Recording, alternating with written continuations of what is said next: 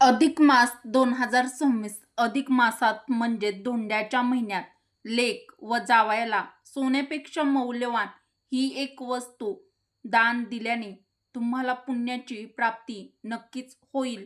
तसेच जावयाला वाण काय द्यावे आजच्या व्हिडिओमध्ये आज आपण सविस्तर माहिती जाणून घेऊया. पण ज्यांना मुलगी नाही त्यांनी काय करावे किंवा ज्यांना जावई नाही म्हणजे ज्यांचे जावई वारले आहेत तर मग त्यांनी अधिक मासात कोणाला दान करावे.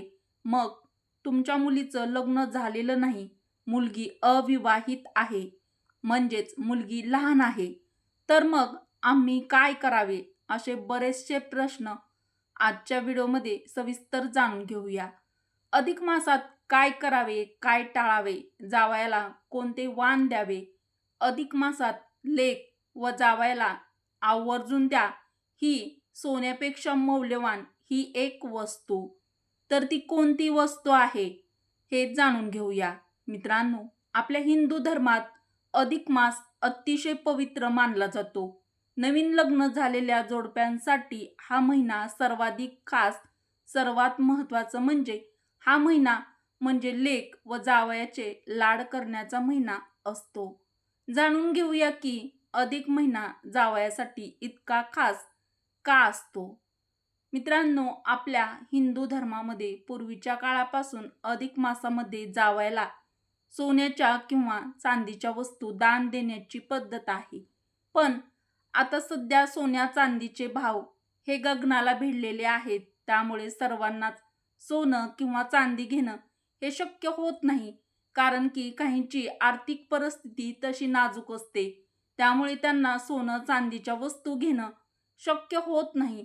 तर सोनं चांदी जरी तुम्ही घेऊ शकत नसाल तरी जावयाला सोन्यापेक्षा मौल्यवान ही एक वस्तू अधिक मासामध्ये तुम्ही आवर्जून नक्की द्या.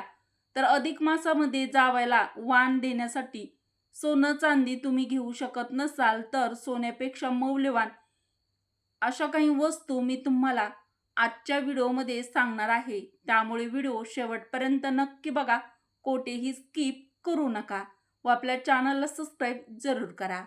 नमस्कार मित्रांनो, श्री स्वामी समर्थ. मित्रांनो, आजचा दिवस तुम्हाला खूप छान सुखाचा, आनंदाचा, खूप छान जावो हीच स्वामी महाराजांच्या चरणी प्रार्थना करून आजच्या या आपल्या नवीन व्हिडिओला सुरुवात करूया. तर मित्रांनो, गुढीपाडव्यापासून आपल्या मराठी नववर्षाची सुरुवात झालेली आहे. तर यंदा 2026 मध्ये अतिशय पवित्र अधिक मास म्हणजे धोंड्याचा महिना देखील आलेला आहे. तर हा धोंड्याचा महिना हा भगवान विष्णूंना समर्पित असून हा महिना अतिशय पवित्र आणि अत्यंत शुभ मानला जातो.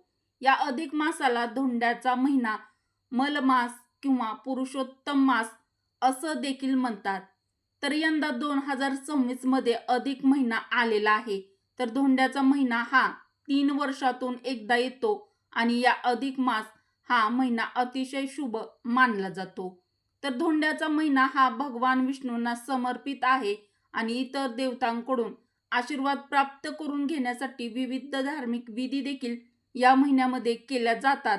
अधिक मासाची उत्पत्ती प्राचीन काळापासून झालेली आहे आणि जेव्हा अधिक मास म्हणजे धोंड्याचा महिना ज्या वर्षामध्ये येतो त्या वर्षी 12 महिने नसून 13 महिन्याचं पूर्ण वर्ष हे पूर्ण होतं. तर यंदा 2026 मध्ये अधिक मास हा कधी सुरू होणार आहे, तर अधिक मासामध्ये म्हणजेच धोंड्याच्या महिन्यामध्ये लेक व जावयाला आवर्जून द्या ही एक वस्तू.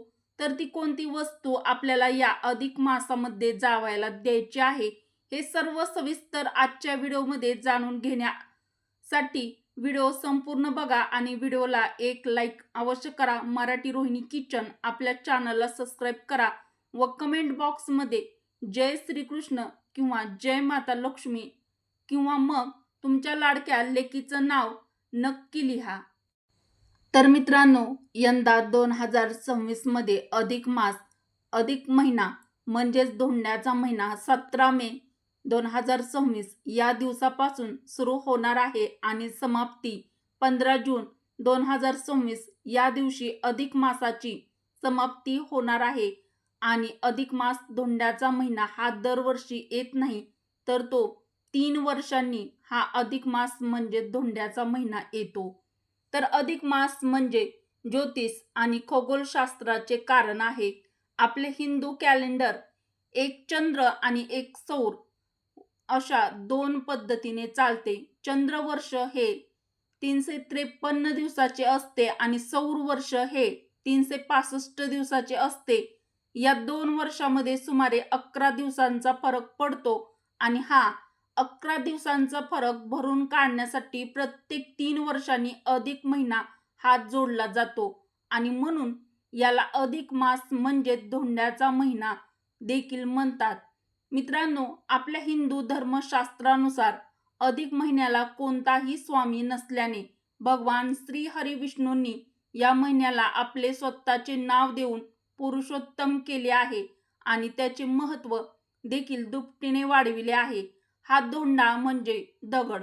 पूर्वी या महिन्यात कोणतेही शुभ कार्य किंवा धार्मिक विधी आहेत तर ते केले जात नव्हते. त्यामुळे हा महिना धोंड्यासारखा निरुपयोगी मानला जात होता.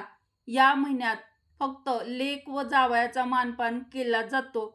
या महिन्यात आपल्या जावयाला सोन्यापेक्षा मौल्यवान ही एक वस्तू आवर्जून नक्की द्या. तर अधिक मासामध्ये जावयाचा मानपान करण्याची प्रथा आपल्याकडे आजही चालू आहे. मित्रांनो, अधिक मासामध्ये जावयाचा मानपान केला तर जावयाला उत्तम आरोग्य, ऐश्वर्य, संपत्ती ही प्राप्त होते. या महिन्यात दान करणे हे अत्यंत शुभ आणि पुण्याचं मानलं जातं आणि या महिन्यात आपल्या ऐपतीप्रमाणे जे काही शक्य होईल ते दान होईल ते आपल्याला आवर्जून करायचं असतं. अधिक महिन्यात ओम नमो भगवते वासुदेवाय नमः या मंत्राचा जास्तीत जास्त जप करावा. तसेच भगवान श्रीहरी विष्णूंच्या नामांचा विष्णू सहस्त्रनामाचं पठण देखील अवश्य करावं. अधिक मासामध्ये जावयाला अधिक महत्त्व का? याचं कारण असं आहे की ज्या वेळेला आपण आपल्या मुलीचं लग्न करतो त्यावेळेला लक्ष्मी नारायणाचा जोडा म्हणून आपण लेकीला आणि जावयाला नमस्कार करतो. त्यामुळे अधिक मासात लेक व जावयाचा मानपान केल्याने साक्षात भगवान विष्णू आणि माता लक्ष्मी यांचे कृपा आशीर्वाद तुम्हाला मिळत असतात. म्हणून जावयाला नारायण म्हणून संबोधलं जातं. म्हणून जावयाला दिलेलं दान हे साक्षात भगवान विष्णूंना दिलेलं दान किंवा वाण समजलं जातं. म्हणून अधिक मासामध्ये जावयाचा विशेष मानपान केला जातो. पण आता प्रश्न असा आहे की ज्यांना मुलगी नाही मग त्यांनी अशा लोकांनी काय करावं?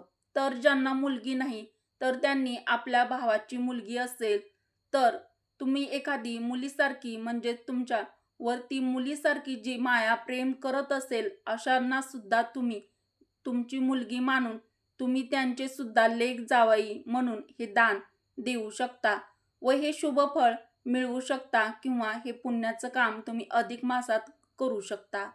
किंवा मग तुम्ही तुमच्या नंदेला सुद्धा मुलगी मानून त्यांच्या मिस्टरांना जावई म्हणून हे वाण देऊ शकता. पण ज्यांना जावईच नाहीयेत तर ज्यांचे जावई वारले आहेत मग आम्ही काय करावे असा देखील प्रश्न बरेच जणांना पडतो. तर तुमचे काही कारणाने जर जावई वारले असतील तर तुम्ही तुमच्या लेकीला तुमच्या नातवंडांना बोलावून देखील मानपान करू शकता. तुमच्या लेकीला देखील तुम्ही दान करू शकता किंवा मग तुमच्या बहिणीचा मुलगा म्हणजेच तुमचा भाचा असेल तर भाचा देखील जावईच म्हणून मानला जातो. म्हणून तुम्ही तुमच्या भाच्याला व त्याच्या पत्नीला तुमची मुलगी मानून हे अधिक मासाचं दान करू शकता. म्हणजेच लेक व जावई मानून हे वाण अधिक मासामध्ये त्यांना देऊ शकता. तर आता बघूया अत्यंत महत्त्वाचा सर्वात महत्त्वाचा प्रश्न की जावयाला वाण अधिक मासामध्ये काय द्यावे आणि सोने चांदी जर तुम्ही देऊ शकत नसाल तर सोन्यापेक्षा मौल्यवान ही एक वस्तू आवर्जून नक्की द्या. तर अधिक मासामध्ये म्हणजे धोंड्याच्या महिन्यामध्ये या महिन्यात मुलीचे आई वडील लेक जावयाला घरी बोलावून त्यांना गंध वगैरे लावून ओवाळतात. पंचपक्वानाने त्यांचा मानपान केला जातो. पंचपक्वान्न जर तुम्हाला देणं जमत नसेल तर तुम्ही अगदी साधी सरळ पुरणपोळीचा स्वयंपाक देखील बनवून तुम्ही जावयाचा मानपान करू शकता. जावयाला अधिक मासाचं वाण दिलं जातं. हिंदू धर्मात मुलगी जावयाला लक्ष्मी नारायणाचा जोडा मानतात. म्हणून देवी लक्ष्मी आणि भगवान विष्णू यांचा आशीर्वाद मिळवण्यासाठी या महिन्यामध्ये जावयाचा विशेष मानपान केला जातो. तर जावयाला धोंडे दान दिले जातात. तर हे पुरणाचे धोंडे बनवून दान देण्याची पद्धत आपल्याकडे आहे. लेक व जावयाला वाण म्हणून चांदीची, तांब्याची किंवा स्टीलची 5 भांडी वाण म्हणून दिले जातात. तसेच जावयाला तुपात तळलेले 33च्या पटीत अनारसे देतात. एका चांदीच्या किंवा तांब्याच्या भांड्यात, चांदीचे तांब्याचं भांड नसेल तर तुम्ही स्टीलच्या देखील ताटामध्ये देऊ शकता. तर अनारसे ठेवून त्यावर तांब्याचा दिवा ठेवून तो लावून जावयाला देतात. अनारशाऐवजी तुम्ही 33 बत्तासे देऊ शकता किंवा मग 33च्या संख्येने मैसूर पाक देऊ शकता. 33च्या संख्येने जाळीदार पदार्थ वाण म्हणून देत असतात, परंतु त्यांची संख्या 33 असावी. या महिन्यात नारळ, सुपाऱ्या, फळे, सुकामेवा किंवा मग तुम्ही आंबे सुद्धा देऊ शकता. तर यासारख्या वस्तू 33च्या पटीत तुम्ही जावयाला वाण म्हणून म्हणजेच दान करतात. अधिक महिना हा 32 महिने 16 दिवस आणि 8 तासाच्या नंतर सुमारे 33 महिन्यांच्या नंतर येतो. या 33 महिन्यांसाठी म्हणून 33 वस्तूंचे दान केले जाते. ती संख्या अधिक मासामध्ये महत्त्वाची आहे. 33 कोटी देव असल्याने 33 ही संख्या महत्त्वाची मानली जाते. लक्ष्मी मातेला चांदी अतिशय प्रिय आहे, त्यामुळे जावयाला चांदीच्या वस्तू दिल्या जातात. चांदी हा अत्यंत पवित्र सात्विक धातू मानला जातो. चांदीची उत्पत्ती भगवान शंकरांच्या डोळ्यातून झाली आहे. चांदीचा संबंध प्रेमाचा कारक शुक्राचा आणि मनाचा कारक चंद्राशी आहे. चांदी शरीरातील पाणी आणि घटक नियंत्रित करते. मुलीचे आयुष्य सुखी करण्यासाठी अधिक महिन्यात जावयाला चांदीच्या वस्तू भेट देतात.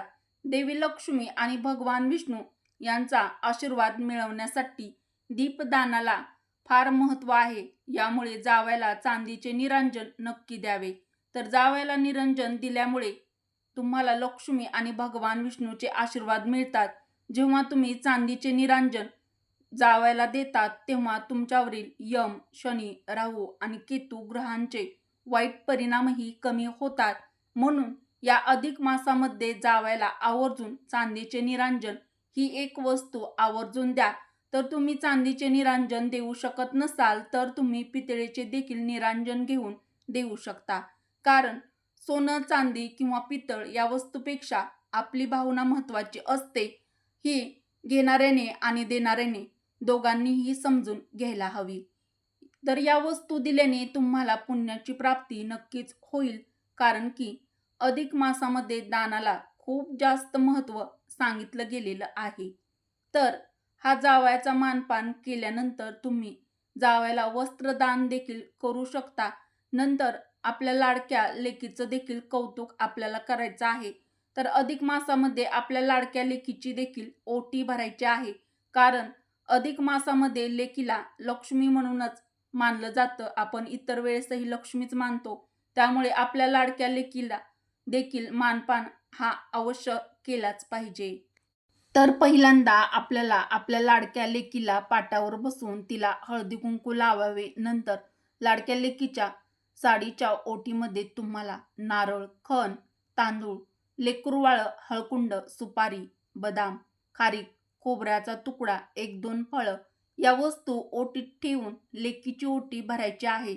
नंतर लेकीच्या तोंडामध्ये तुम्हाला साखर ही आवर्जून भरवायची आहे आणि ओटी भरताना लेकीला 33 पदार्थ जसे की 33 अनारसे, 33 रुपये किंवा 33 फळं किंवा पदार्थ आवर्जून द्यायचे आहेत. तर अखंड सौभाग्यासाठी, उत्तम आरोग्यासाठी आणि आपल्या लाडक्या लेकीच्या दीर्घ आयुष्यासाठी, सुखी आयुष्यासाठी, सुखी संसारासाठी मनापासून देवाकडे प्रार्थना करायची आहे. तर या पवित्र अधिक महिन्यामध्ये आईने आपल्या मुलीला ही एक वस्तू देखील आवर्जून द्यायची आहे. तर ती कोणती वस्तू आहे हे मी तुम्हाला सांगणार आहे. त्याआधी व्हिडिओला एक लाईक अवश्य करा. अधिक मासामध्ये आपल्या मुलीच्या जोडव्यामध्ये भर टाकावी. मुलीला नवीन चांदीची जोडवी बनवून किंवा घेऊन द्यावी. पण जर तुमच्या आईला जर शक्य असेल तर नक्कीच आईकडून जोडवी करून घ्यावी. म्हणजे जर आईने स्वखुशीने दिली तर. परंतु आईला शक्य नसेल तर तुम्ही स्वतः देखील जोडवी केली तरी सुद्धा चालेल. जर तुम्हाला ही अधिक मासाची माहिती आवडली असेल तर कमेंट करून नक्की कळवा. व्हिडिओ आवडला असेल तर व्हिडिओला एक लाईक अवश्य करा. मराठी रोहिणी किचन आपल्या चॅनलला सबस्क्राईब देखील जरूर करा. तर अत्यंत महत्त्वाचा हा व्हिडिओ तुमच्या मित्र परिवारासोबत, बहिणींसोबत जास्तीत जास्त शेअर करा. चला तर मग परत भेटू अशाच एखाद्या नवीन व्हिडिओमध्ये. व्हिडिओ शेवटपर्यंत पाहिल्याबद्दल तुम्हा सर्वांचे मनापासून धन्यवाद. श्री स्वामी समर्थ. जय श्रीकृष्ण. जय माता लक्ष्मी. जय श्री हरी विष्णू. धन्यवाद.